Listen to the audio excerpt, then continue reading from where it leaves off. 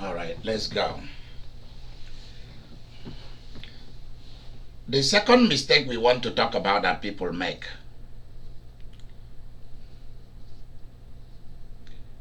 is financial mistakes. Financial mistakes.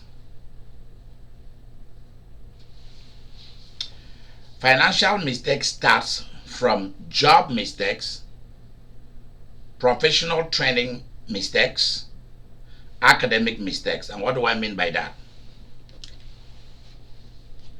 You did not put, you are going to have professional skill first before having children, or before starting out in a job, or while you're on a job you acquire academic training or technical training. You didn't. So with that comes a lot of burden. If all you're doing is you're working at Burger King, McDonald's, you are being paid $5 an hour, you will never come out of poverty. I hope you understand what I mean. You will never come out of poverty. The reason is because you were not prepared for anything. It reveals that you did not prepare for anything. That's what it is showing. Because you require skill for the big pay. You need peace of mind to combine professional skill with what you know about yourself that you were born with. Your natural talents and giftedness. Because when you ask people what were you, but they start thinking about their male organ or female organ, that's what nature gave them. That's what they came with. Come on, give me a break. Is that really what we are talking about here? We are talking about, are there some things that you can do that I cannot do? Like you passed me by the street and you went home and you paint me exactly the way you saw me. You paint and you say, come and see something. I brought something for you. And I come out the door and here is a big gallery like portrait of me. I can't do it, but you can do it. Those are the things I'm talking about. You can do electrical work. I'm afraid of electric. But you are not afraid of it. You can climb the roof, take off all the things, all the roof and rework it. I can't. So that's what we are talking about.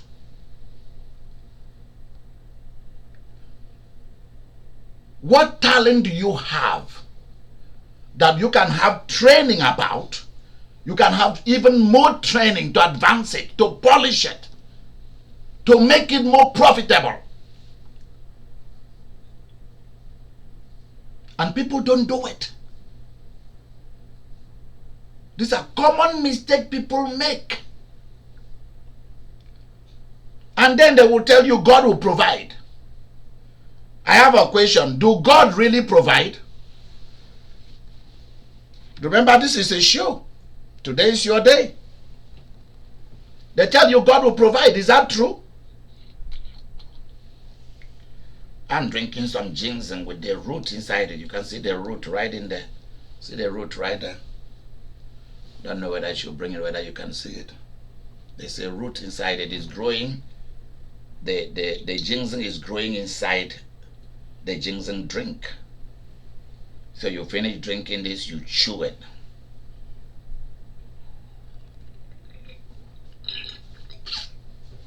Wow, that's the real stuff. That's the real stuff right there. I wanted to ask you something about the question you asked.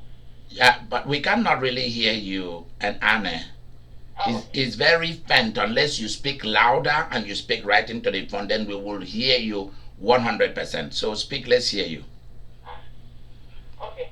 You asked if God really provides. Do God really provide? Because that's what people tell you. God will provide. Let the kids come. Don't worry about me having a $5 an hour job. By the time they take out the social security, they take out the taxes, they take out the Medicare, the healthcare thing, they take out this. How much are you bringing home? Tell me about it. Annie, ask your question, my dear. I wanted to answer just a little bit of what you said. I think God only provides where you cannot. I think He has given us ability. God will provide only where you cannot. Yes, like there are some things. No. God will provide where you are where you are already providing. Right, yeah. That's how God provides. God does not provide because you don't have.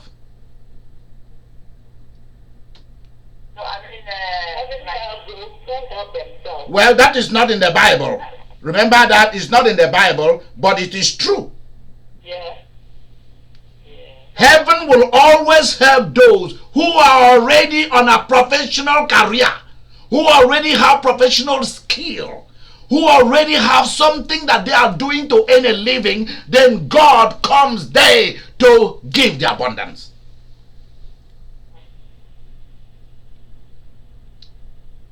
That's what we are talking about. I think she wants to explain herself. Okay, continue to explain, Annie. No, I think it's fine. Okay. I was going to say that. So heaven will not provide because you cannot provide for yourself. What is it? Why is it that you cannot provide for yourself? Annie, why did you think that Jesus made the beggars, the lame to walk? Why did he make the lame to walk, the blind to see, the deaf to hear? Why did Jesus do that? So that they can stand on their feet and do. So that they will stop begging. Because remember, when somebody had disability in ancient days, just like today, their families turned them into a cash cow. They used their problem to try to make some money. Remember, that was what they were doing. Do you know that begging is big business today? Do you know that? Even though it's done in the name of charity today. But if you go to countries like Africa and India, do you know that you can go and heal somebody, a beggar on the street who is lame and cannot walk? I'm talking of walking with their two legs, W-A-L-K. I didn't say having a job. I'm talking of W-A-L-K. Cannot use their two legs to walk around. You go and heal them. In fact, you heal some people, the family of that person will come and beat the hell out of you. You know why? Because they will prefer the person to be a lame person, to be deaf and blind and all of that, because that person is making money every day for them. So just imagine a family that has like 10 deaf, blind, lame. You have about 10 of it in a family, and they put them in strategic positions in a big cities. How much money they are making in a day? It's a big business. Begging is big business. Annie, finish what you are saying, please. I didn't mean to interrupt you, my lady. No, you still have some more to say. You better say it, please. Well, I'll get to this, but I don't know whether it's related to what you are saying. When we were talking about education, one of the things I see or experience is that we didn't have career advice. I only saw one of my cousins going to do business and okay, I'm going to do, and that was it. Nobody, but people see me and see that I do something more than what I am doing now. That's one of the mistakes I see when it comes to career. Okay. All right. Why is it that people? If I have to add to it, many a times back home, it is the parent that chooses for the children. The children are not allowed to choose what they want to do. Their own. There you go. The parents that want you to do this, a doctor or to be Yeah. teacher or something that they just push your head to, whether you can do it or you can't do it. Or you can't do it. I got it. And then if you fail, they blame you. If you fail, they blame you. So let's get into it here. Not seizing the opportunity. For example, if there is nobody to send you to college, those of us who live in the West, the student loan. Student loan should be the last resort. That's why I find it difficult to understand why people should even take a loan. I find it very difficult to understand. Because a loan is a business. Somebody has turned you into a slave. The person who gives you a loan, you are a slave to that person. People are not afraid by the time they finish. Just 1 year training, they will tell you they are owing 100,000. What are you owing 100,000 to be an electrical technician? Are you serious? What are you taking all this loan for? A lot take that loan to try and buy a house. Some of them, they didn't even buy a house. They were just renting a nice place to throw party. Why? Why?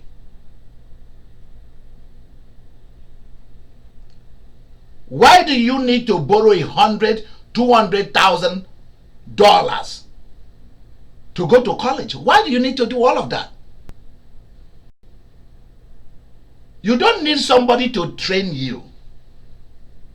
You should know that, especially you come from an underprivileged class, that your job is to have a job.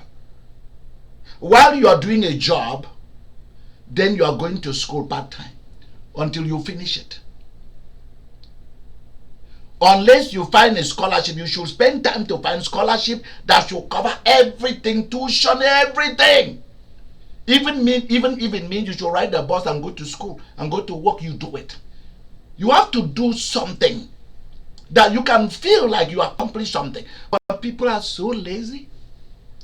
They'll go and take big loans for no reason. That's a loan that you should have taken to buy a house. At least you know that you bought a house. When I hear of such loans that people are taking to go and become this, to go and become that, it's offensive to me. It's very, very offensive to me. You are spending 100,000 for a 2 years program. It is very offensive. Whereas if you live in California, you can go to Cal State or whatever they call it. California State or California community colleges, all their big community colleges, almost like tuition free, everything free. You go from home and go and take courses on weekend and do. By the time you know it, a few years it's over. Then you can proceed and finish another 2 years. It's over. You have your back. Why not do things in such a way that it's easy for you? Why do you need to go and take a loan, whereas there are grants, there are scholarships for people like you? I went to school, I didn't take no loan. My parents don't even know how I proceed after high school. How I reach where I am today. My parents don't know, and I do not want to tell any of them about it. They don't know who trained me or how I got my training. They didn't know to go and take any loan, buy a house, sell their house, sell this, sell that. They didn't need to do that. Thank you for bringing me out. Thank you for nursing me, mama. Thank you for feeding me. Thank you for giving me opportunity to be a human being. That's all you need. All you need from your parent is, thank you for making me to be a human being. And you are gone to go and find your way. The only time you should be coming home should be you come to appreciate your mother and father with a thank you gift, and then you go. If you want to buy them a house or build them a house, get them a car, do something good, put money in their account, you come in to show appreciation that they did one thing for you. They gave you opportunity for existence. Make sure you write it there.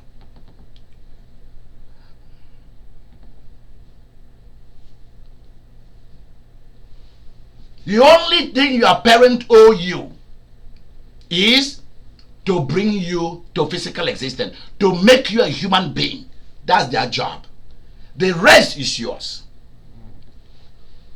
Did I like the fact that my parents didn't have things? They didn't belong to privileged and protected class? No. Although we didn't lack nothing really. But when I started looking at the rich kids and I went to their home, I began to see the way they live were quite different from ours. Forget it. And that's when I began to plan my own life. I don't need my parents. I don't need whatever my parents have. I don't need their land. I don't need nothing to become what I should become. Talking about the mistakes people make. People want to wait for their mothers. They go to fight over family land. They go to quarrel about family money. Why were you born? Were you not born to be an adventurer? A person of sensitivity and curiosity? Were you not born to be an explorer? Were you not born for destiny and for an earthly assignment?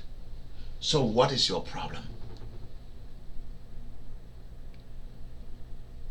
If you borrow money, it should be for something that is so unique, so important.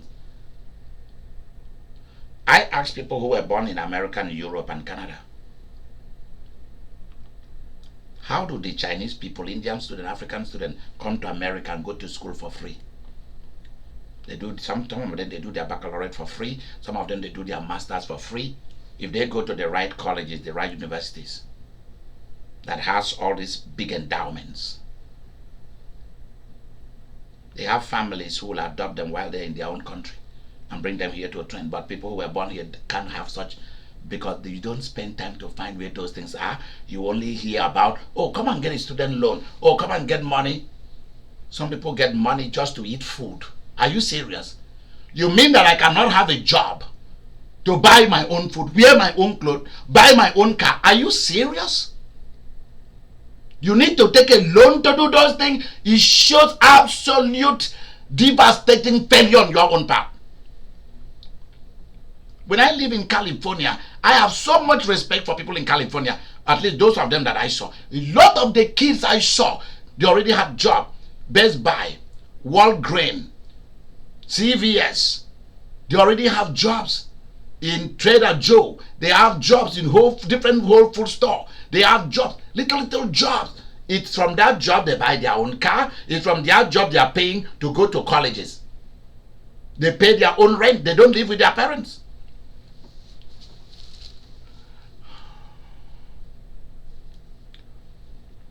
Or if they don't have the gift of academics, they start learning how to sew, how to do nails, how to do hair, how to do this, how to do that. They begin to find those careers and they get the training. And then they work for somebody for so many years, then they go and start their own. Are these not human beings? The problem is that people don't even have no background, no foundation. They go and add more problem to their suffering. They go and start having kids when these things are not even there. They go and start having marriages when those things are not there. And then when the kids come, when the marriage comes, it comes with its own emotional baggage and trauma. And then we are overwhelmed. Then mental problem comes, high blood pressure, heart attack comes, all kind of problem. The children are giving you their own problem. The husband is giving you or the wife his or her own problem. The in-laws, then society's problem. Then Corona came.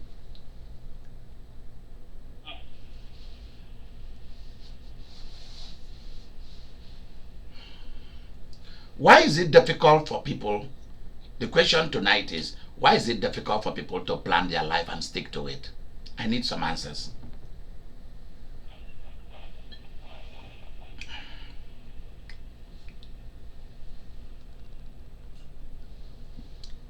Is it that some people like living on the edge?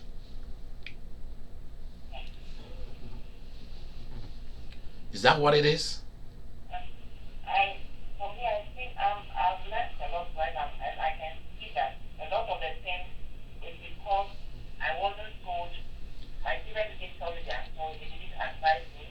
My parent didn't tell me, they didn't advise me. But I told myself and advised myself, and I was advising my parent. You were and are the wise and the great ones from childhood. I think that is something which I am learning that, okay, I should use that to advise my children now. Because I from what you are saying, I don't think that age I was really thinking of any of the things we are thinking of. So I think that was like, You don't know when I started thinking of how to leave Africa for America. Long time ago. I couldn't wait. Oh God, I hated. Yeah, I hated the government of Nigeria. I hated the government of African countries. I hated them. I can't wait to leave. And when I leave, I will never come back. I don't need them for anything. And all of what I wanted has happened. Why is it difficult for people to plan? Because, Annie, you don't need to blame you. You were not in a situation in which, because sometimes so much is happening around you, so much suffering. Sometimes you don't even know you are suffering. You don't even know. You don't even feel it. Sometimes you don't even know that you are an original sufferhead. You don't even know it. You just think, oh, because as long as they have food for you, you have food to eat, you have some few clothes. Many of you cannot boast of having quality clothes. I didn't have it. Nobody put those ideas in me. I began to feel the pain of mockery, the pain of I didn't belong to certain places. I said, wow, I have to change. I'm not gonna wait for my parent or for anybody. Is there somebody who want to help? Annie, continue, my dear. Yeah, that's one thing that from what you are saying, I can just say for myself that I lack the intelligence. You know, you have that mental power and that you were so great and you have that intelligence at that age. I saw things, but I didn't have that intelligence. So for myself, I'm saying that maybe some of the things I didn't have was the intelligence wasn't just simply there. A lot of the things I started learning as I'm way back, way maybe I would say too late, but somehow. So for me, some of these things I didn't start because intelligence wasn't there. And second, well, guidance wasn't there. I thought some things like I didn't have that mental capacity or the wisdom to do anything about it. That's whatever comes. So that is what I can say. That is the reason for me being a good plan. And that would be the reason why some of the things plan. Okay, thank you. Why is it difficult for people to plan their lives? You know, this is the first thing I must do. I'm not going to have children yet until I've done this properly. Of course, don't get me wrong, there are people who want to have children so that they can use children to survive. Hope you know that. There are people who have children in order to survive through children. A lot of people, that's how their life goes. So why is it difficult for people to plan, finish one thing thoroughly, get established in it thoroughly? Then they can now start a family. Then they can now start their business, things of that nature. Because anything that you are not prepared for. I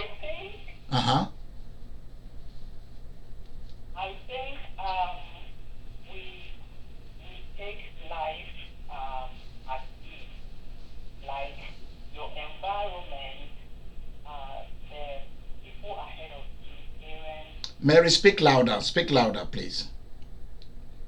Yeah, I'm saying that I think it's because some of us, we took life at ease. Okay. That the people around you in your environment, your parents, your uncles, and the grown-ups who were before you, you could not see anything encouraging in them. All that we see is that it's daytime, and if the person goes to work. If it's a farm, goes to farm, come back, eat, play. And these are the things that we see around us. And that didn't give us any motivation to want to aspire into a life which you were privileged, and you found a privilege and protected our class at a very early age. Okay. But we did not, because people around Mary, did you know that? Mary, did you know that one day my father found me wearing a suit and a special kind of costly shoe? And my father was like, during Christmas time, children wear nice outfits, and we go to visit family members, all of that. And I was wearing a very nice suit. My father was like, where did you get that? How did you get it? Who bought that for you? I said, Daddy, I bought it for myself. The shoe too? I said, yes. The trouser too? I said, yes, I did. And my father was surprised. I bought them for me. I went and I told the guy, get me a suit that will fit me, that will go with the shirt, that will go with the trouser, and that will go with the shoe. And the man brought tie, shirt, pant, that's trouser, and a suit, and a shoe, and a socks. And I paid him. And he gave me some money back. My father never bought me a suit. My parents never gave me a trouser to wear. They bought me one sandals when I was in elementary. You're supposed to wear that sandals as though I came out of Egypt with Moses on Exodus. I'm serious. They buy you one sandals, one flip-flop. You are going to wear it for years, that one. If it's spoiled, you go to the cobbler for the shoe, what do they call them? The shoe cobbler, whatever, for them to repair it. You keep wearing that one thing until finally it breaks completely, that you cannot wear, until your parents see you walking on barefoot before they will even try to go and buy you a new one. And they will blame you for that one. They will not remember that they bought it for you 5 years ago. 5 years ago, they bought those things for you. Your underwear. Seriously? Who think about you wearing underwear when you are going to school with no underwear on? Started buying my own. I started buying my own. Do they even remember? Seriously. Let me tell each of you to hear me tonight. Let me tell each of you to hear me tonight. I have never owned a toy. Or was I ever bought a storybook? That's when I discovered the library for all my books. All the children's book, right from when I was in elementary, in kindergarten, all of that. I've never had a toy. Never had a toy in my life.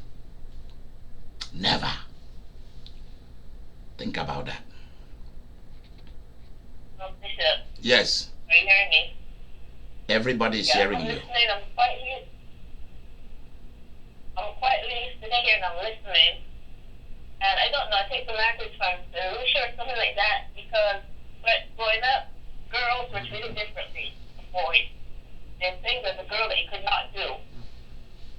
And they were very strict with us. See, I started working at 16 years old because I had nothing. My dad kept marrying different women. I raised the kids. You could not go out. There's no family that you could tell what was going on in the house. You suffered. You're talking about toys. They don't know toys. They don't raising kids. You were not allowed to think. And if you started to think, that thought was walking out of you. You could not think for yourself. You were controlled, and my dad was a controlling person. all you heard was, "Oh, your mom is dead." So you have to, you have to do whatever this other woman that comes in and tells you to do. And there's a lot of abuse too, physical abuse, verbal abuse. So everybody's situation is different.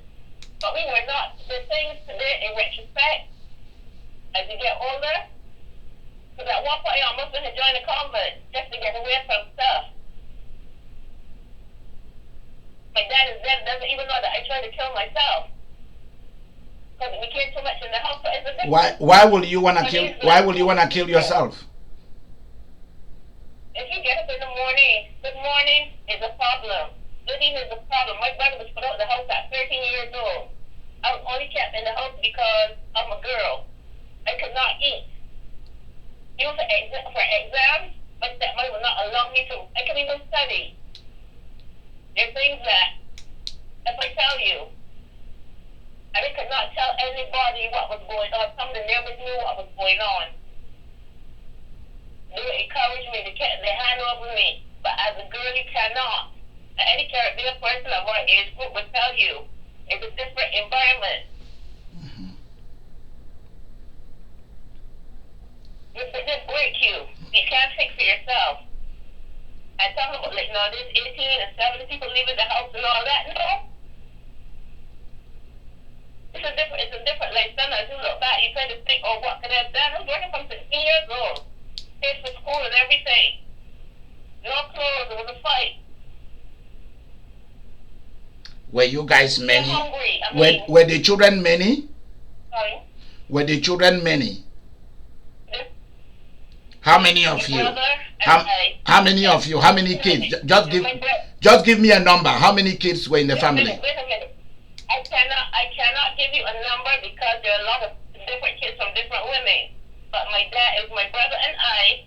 But then he last one that he married Candace, I think it was 4 or 5 kids, and then they started having kids after that. He adopted all those kids. And then he did not exist. Everything was for those kids. I worked in government. God bless me with a job in government. Every penny I had to give them. I didn't even know at 16 my stepmother had sent in my bank account, so she knew what I had. So every time the service gets to a certain way, there was an emergency. Everybody's case is different. We are not talking about everybody's case is different. That is not the question. You are not giving us the answer. You are telling us a story. You are not giving us an answer. The question on the ground is... What you were saying about you. Yeah, what is the question on the ground? Who is following? Why is it difficult for people to plan their lives? Well, a trauma that has happened in your life when you were growing up, it doesn't matter what. Everybody's case is not different, my dear. Everybody's coming from the same thing. And that same thing comes out as different things. But it's the same thing. And what is it? They never plan their lives. And that cycle is about to repeat itself on you.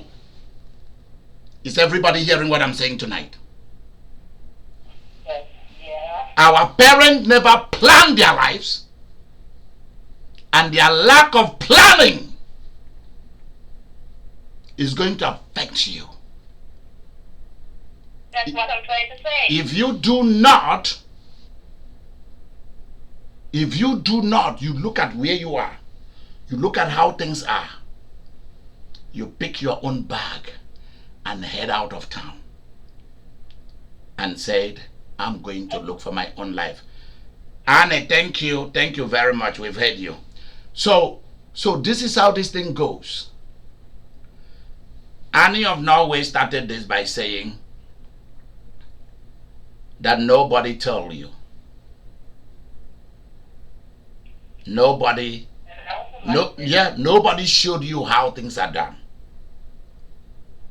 Yeah, but I was right. I'm not saying that. Are you aware that when God put Adam and Eve on the earth, He never told them anything about the devil? Never told them the devil is out there. He never told them he will come he will come to try to deal with both of you. God never told them that. You know why? He asked them, he gave them, the earth belongs to both of you. I've blessed it for you. You are fruitful in it. You are going to multiply in it. If you hear any other voice, call me. There are certain things you should not go to do by yourself. Look forward. While you are doing what you are doing for yourself, look forward. If any other thing, try while you are pursuing your life on the earth. If any other thing come to talk to you, to challenge, you are looking forward, you're moving forward, call me. I'm here for you.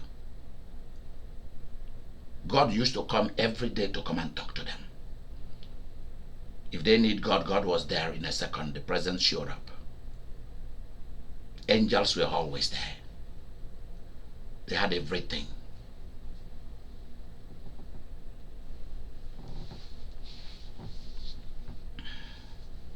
When the third party came in, there were things they wanted to handle by themselves. There are certain things that you can handle for yourself. There are certain things that you need to watch to see how things are. There are things you need to call God. There are things you need to call a human being.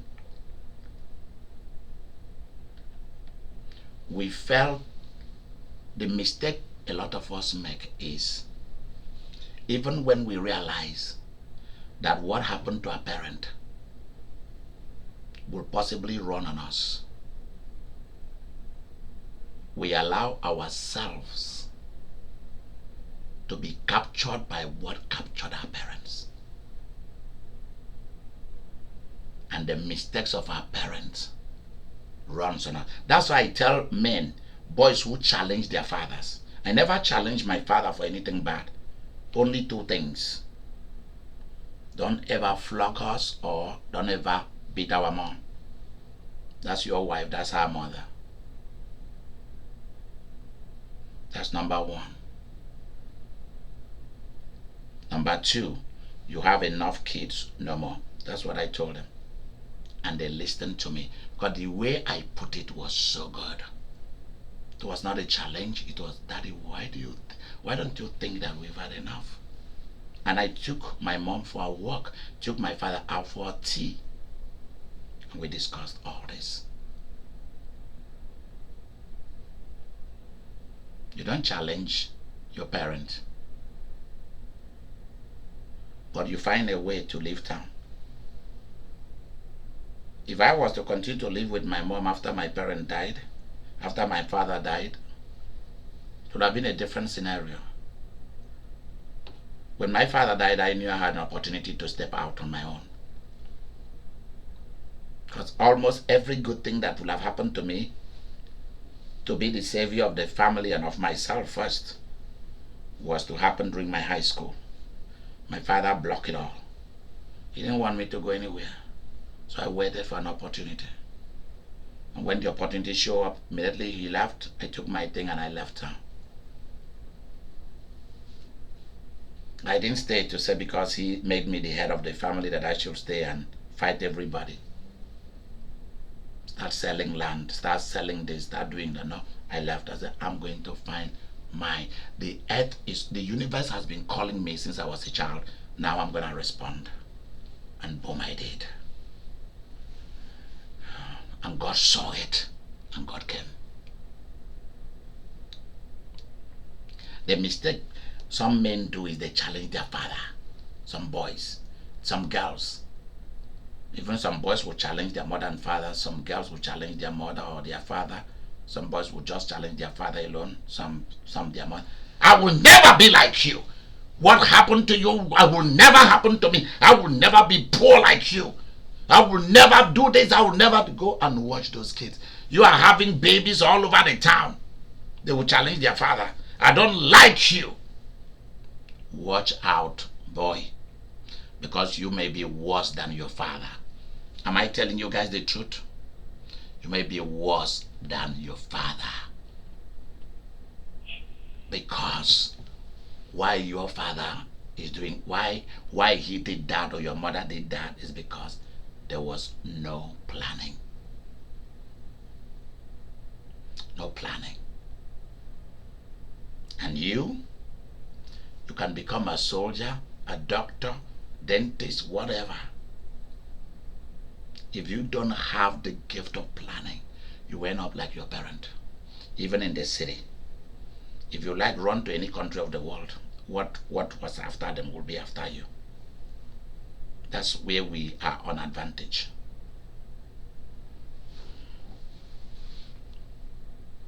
We don't want to make the mistakes of the past.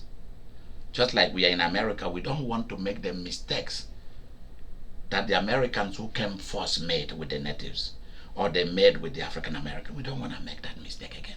We don't want to go there anymore. That's why many of us are sworn that as long as we live on the earth, certain things will never repeat itself. Your job is to put an end to not planning for anything. A lot of you people are asking you to come in for marriage, for relationship. It's your job to tell them no. Outrightly tell them no, I'm not ready. I'm not yet a millionaire, I'm not yet a billionaire, so I don't need it. Because after the emotional bliss and the blossomeness and all of that, your eyes will be opened that you don't have enough money to sustain what you want. That union that you want, that relationship, that romance is kept alive by money. Money waters it. Material resources keep it blossoming. Why do you guys think that since whatever I was into did not work, why is it that I've not married? Because I don't want to repeat a pattern. There are things that I've tried and I discovered that I don't have adequate foundation. I don't have adequate planning. Therefore, I will not attempt certain things. It doesn't matter how somebody cry after me, how somebody think that I've already arrived. I am not yet there. What you see today looks nice. There is something I've seen. When you see me tomorrow, I will be nicer and better, and I'll be better for you. So if you want to help me, help me. Don't want any title from me. You don't need no rock from me.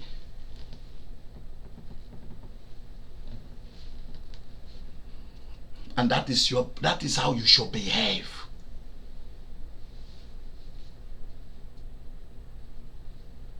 Don't become desperate for anything, whether for relationship, marriage, anything. Don't be desperate for it until you have a solid foundation that can never be moved.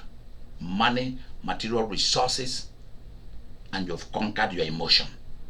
Your appetite to make mistake, you've conquered it. You plan for everything. Anything you don't plan does not work. There's a particular hotel that keep calling me that they owe me so much credit. I should come and take a vacation. I tell them no. Let my credit keep building up. Let it build up. If it build up to be too big, I'll sell it and take the money. There's where you reach in life. Everything you do is after accumulating wealth, after conquering yourself, after building up yourself.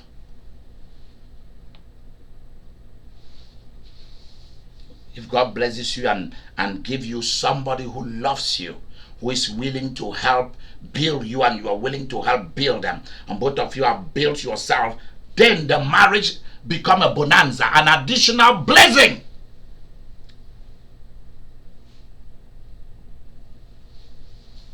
Don't always go to start something with people who cannot help you. You see a lot of people, I'm in love. In love with who? What is it for that love? Nothing. What do the guy do? Burger King. How much an hour? $5. What about you? No job. Seriously? And you are in love? I think you are in stupid. You are not in love. No. No, there are things you shouldn't do.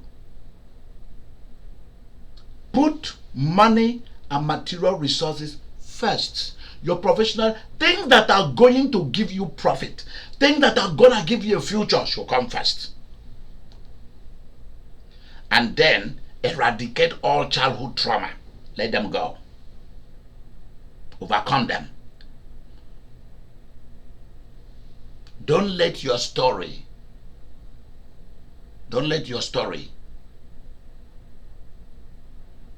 become the reason why you couldn't move forward. Because a lot of people get stuck with their story. I tell my story in order to show you how far I've come. Because some people do not want you to know who they are. They just want to show you all the goodies they have. All the good things God has done for them. And they do not show you how God gave it to them. The mistake that people make, and you run after those people because you see all the goodies they have. I don't know. Diane, are you on this line? Where is Diane? She's not there. She told me a proverb about the people you see with big money and flashy stuff. You do not know what tail of the devil they are holding. You hear what I'm saying? The people you see with flashy things, high class, protected and privileged class, and you do not know which tail, T-A-T like Thomas, T-A-I-L. You do not know which tail of the devil they are holding. So they tell you it's all good. You run into, come and pay for this. You'll become that. You see this, you can have it. And they don't really tell you the hardcore truth of the suffering they've passed through to be there. They just preach to you. It's God. God did it for me. God did that. God will do this. God will do that. And you run for it. It's like saying that Michael Jordan threw 1, 2, 3 basket inside the hole, and he now became a superstar. And look at what he has today. Look at all his shoes at the Nike's place, at the Macy's store, at all those places. He threw in the basket once. Go, Michael. He threw in 2. Go, Michael. He threw in 3. Yay! He's a superstar. Is that how it works? Michael Jackson danced and practiced and danced until his leg almost broke out of his joint. Practice and practice. When you see moonwalk, oh my goodness, this guy can dance. You do not know that if you don't have stamina, practice, you can't dance like that.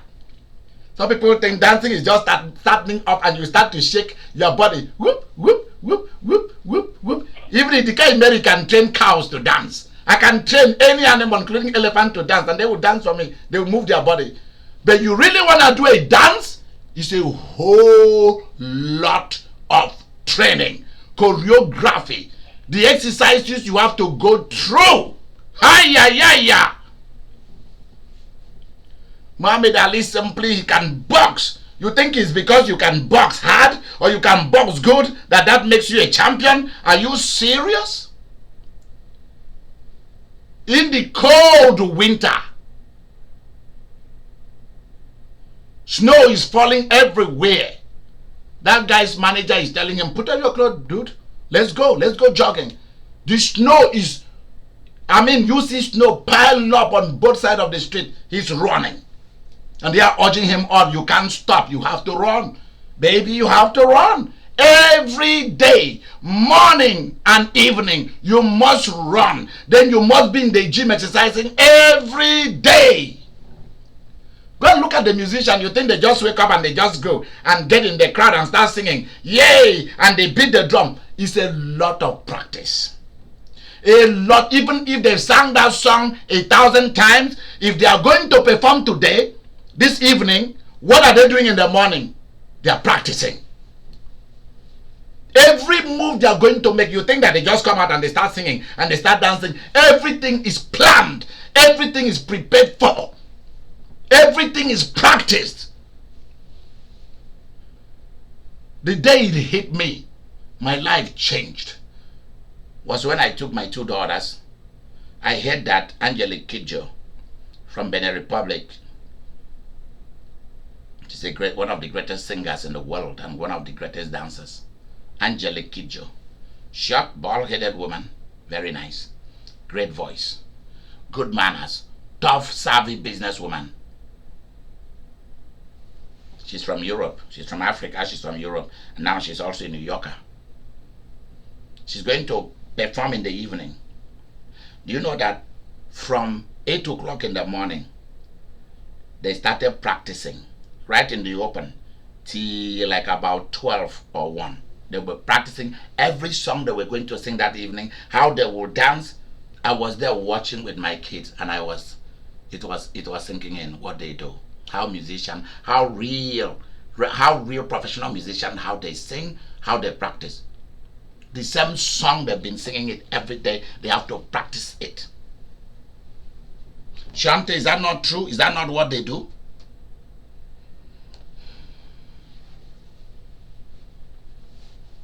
I'm telling you, it's crazy. And Angelique Kidjo was telling the band members, if you mess up that guitar for me, I'll kill you. She was telling the men, you mess this show for me, I'll kill you. Okay, play again. And the guy play.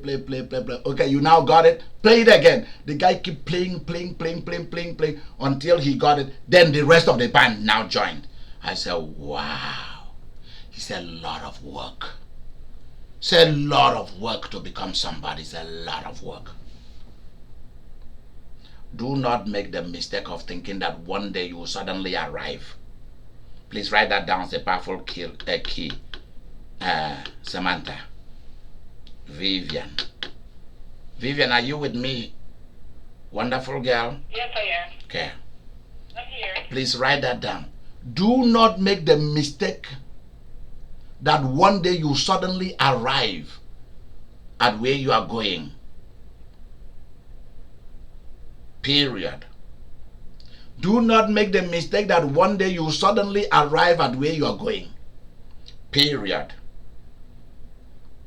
Continue writing. It's a different sentence. Do not make the mistake of one day you suddenly have what you want.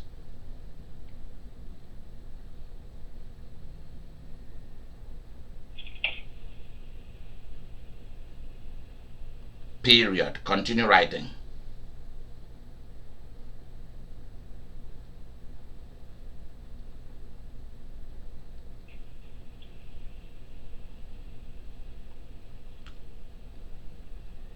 You must walk, W-A-L-K, like you walk with your two legs. You must walk and work like a job, W-O-R-K. Two different kind of work. You must walk and you must work. That's like having a job.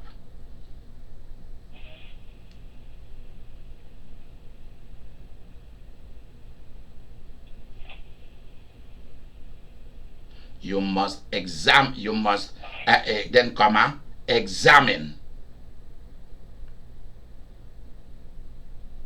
comma, run where necessary,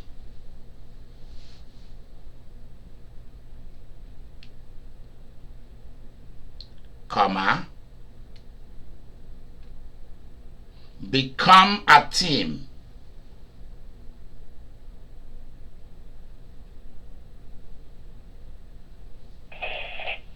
and always negotiate for it. Always, instead of it, just say always negotiate for the money, the riches, and the fame you want. You must. You're going to walk, you're going to run, you're going to work hard work. You're going to negotiate, you're going to be in a team. If there is no team, you are going to make up your own. For the money you want, the riches you want, the fame you want, this is what's gonna give it to you. Now I'll ask the question again. Why do people fail? Why do they hate planning? Lizzie, talk to us. Mary, talk to us. Vicky, please, people, talk to us. Why do people hate planning? Why do they not plan? Why do they repeat the mistakes? Plan of work. Huh? It consists lots of work, a lot of discipline, a lot of determination. There you go. Discipline and determination. A lot of people don't want discipline. That's the biggie. That's the biggie. A lot of people do not want discipline. They are not determined, but more than determination, they lack the discipline that it takes. Do you know that if you are to be in a movie and they choose you for a person who is slim, do you know that you have to exercise every day, eat the right food to remain slim? Do you know that? For you to continue to feature in that movie, do you know that? Yes. In the different episode of that movie, you have to have that shape. You must have the exact shape all the time. If you lose it, if you become fat, you are out. They don't have no mercy. Do you know it? Yes. Are you aware of it? If you are a boxer and they want you to remain at 200 pounds or 150 pounds, you cannot add, you cannot reduce. You have to do everything to remain at that point. You lose it, you are out, and they choose somebody else. These people are more disciplined out there than we are. You better know this.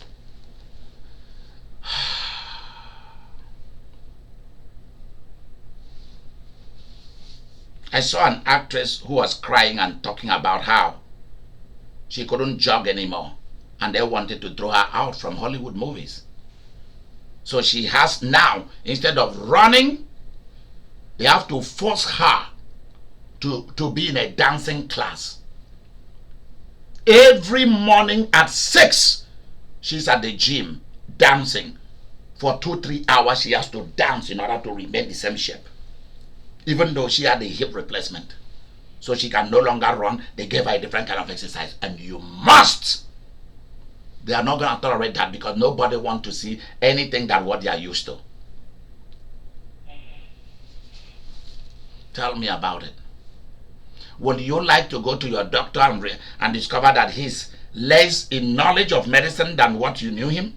Would you like to go to such a doctor? Would you like to go to a doctor who cut people up and people die? Would you like to go to him? No. You want to go to a doctor who, when he cuts you up, you know that you will come back from your sleep. And then you will be completely healed. After some days or some weeks or some months. Why? Because that doctor has to be in continuous practice and continuous education, continuous training for the new ways of making that thing better. And some professors and some idiots are afraid of innovation. That's some of the things. So we are going to talk about that. Vivian, please, and Mary, remind me and Samantha about why we'll talk about innovation. Some of the people are afraid to innovate becomes some of the mistakes that people make that makes them not to be rich, not to have prosperity. We lie to ourselves. The more kids we have, the better. I mean, you can have up to 100 kids if you're a billionaire. The money is there. But do you have the time to teach them, to make them into ladies and gentlemen? Do you have the time for that? So it's not just the money. Do you have the time?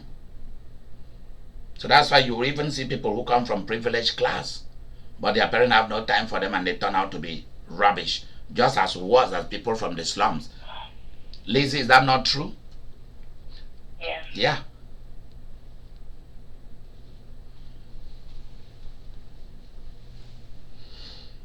We want to stop here for today. Do anybody has any question? Then we'll go. We'll answer it and we'll go. We'll be looking at all these different mistakes that people make so that we can learn from it. Let the mistake be the reason why you want to be better.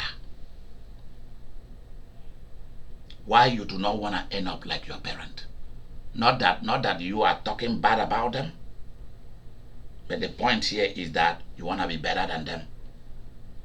You want to make pain to go away.